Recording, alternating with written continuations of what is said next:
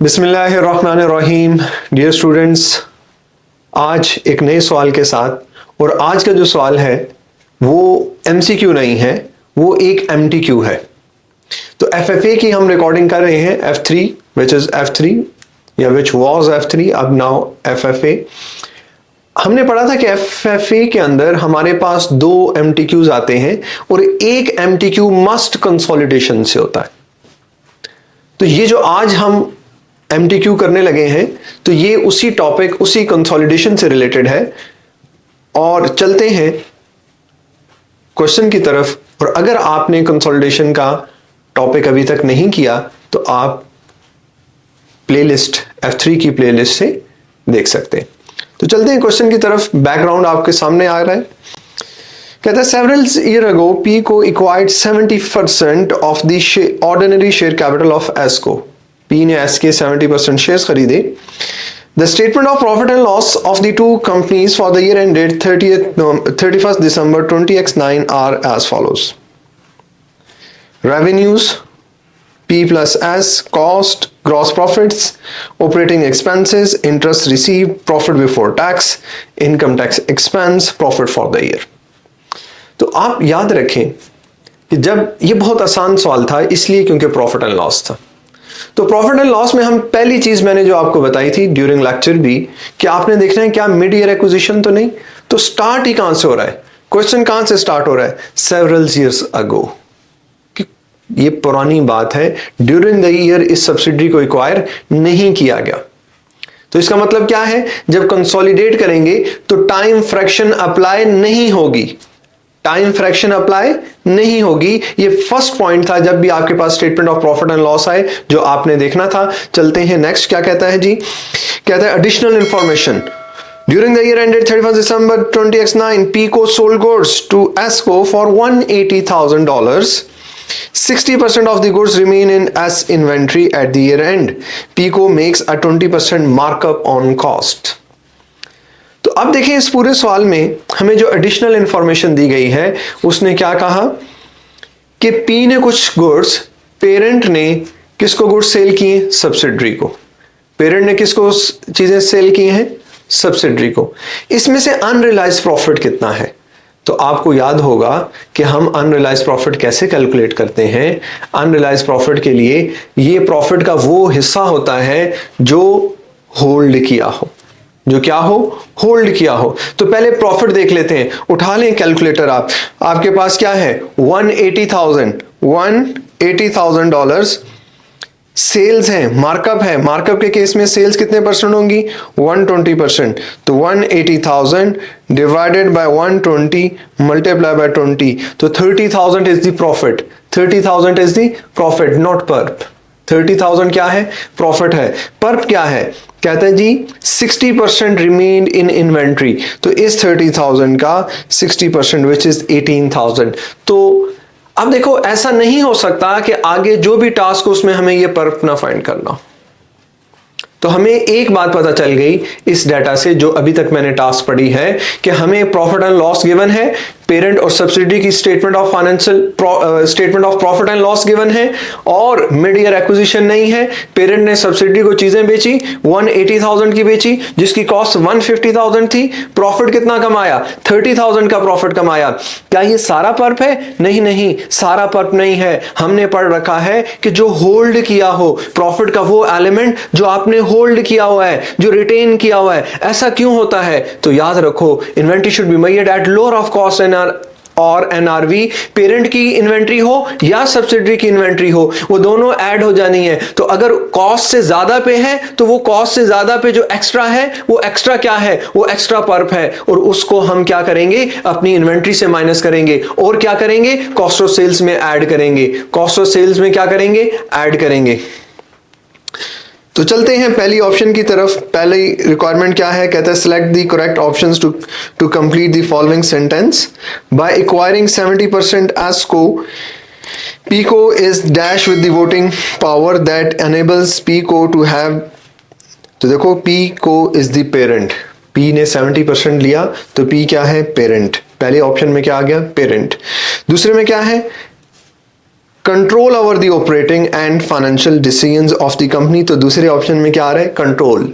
तो हमसे एक लाइन पूछ रहा था, टास्क पूछ रहा था और हमसे पूछ रहा था कि इसमें क्या कुछ आएगा। The remaining share holders are collectively known as, जो हमने एक्वायर कर लिए उसके बगैर जो बाद में रह जाते हैं वो क्या होते हैं? एनसीआई। वो क्या होते हैं? NCI, non controlling interest. Pico will have to dash the result. तो पी को पेरेंट है, पेरेंट ने क्या करना होता है? कंसोलिडेट करना होता है रिजल्ट्स को। तो देखो टास्क 1 हमने कर ली और टास्क 1 हमें कितने 3 मार्क्स के लिए पता चल गई। नेक्स्ट चलते हैं टास्क नंबर 2 के ऊपर। टास्क नंबर 2 में क्या कह रहा है? What amount should be included in the consolidated statement of profit and loss for the year ended 31 December 20x9। What is the revenue? P का रेवेन्यू प्लस एस का revenue minus intra group sales which is 180,000। तो चलते हैं जल्दी से अपनी values को confirm कर लेते हैं। 70,000 प्लस 28,400 माइनस 180। ऑपरेटिंग एक्सपेंस में क्या करेंगे? P plus S. Operating expense में क्या करेंगे? P plus S. Interest receive कितना था? पेरेंट ने कितना इंटरेस्ट रिसीव किया था? $10 का। सब्सिडी ने कितना रिसीव किया था? 0 का। तो इसका मतलब हमारे पास इंटरेस्ट रिसीव कितना आएगा? ओनली 10। नेक्स्ट चलते हैं टैक्सेशन। तो टैक्सेशन में क्या आएगा? टैक्सेशन में आप देखें 4100 प्लस 2300 तो ये आ गया 6400। तो ये हमारे पास अगेन 1.5 मार्क्स के लिए बिल्कुल सिंपल एडजस्टमेंट, सिर्फ रेवेन्यू में एक एडजस्टमेंट करनी थी, P प्लस एस माइनस 180। तो चलते हैं टास्क नंबर 3 की तरफ। What is task 3?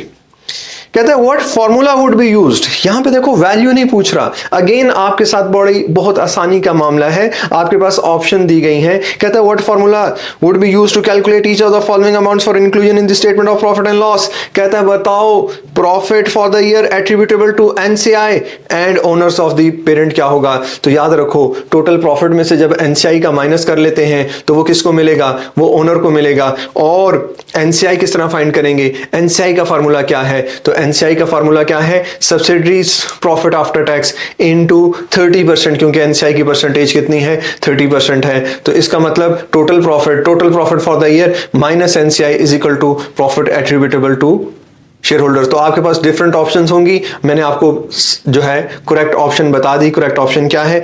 नेक्स्ट चलते हैं टास्क नंबर 4 की तरफ। क्या कहता है task 4? What is the amount of the adjustment required in the consolidated financial statement for the unrealised profit. तो अभी आपको कुछ देर पहले याद हो कि ना याद हो, मुझे याद है कि हमने निकाला था 30,000 टोटल प्रॉफिट था, उसका 60% लिया था 18,000। यस 18,000 क्या था? अनरियलाइज्ड प्रॉफिट था। तो ये यहां पे हमारे पास क्या ऑप्शन आ गई?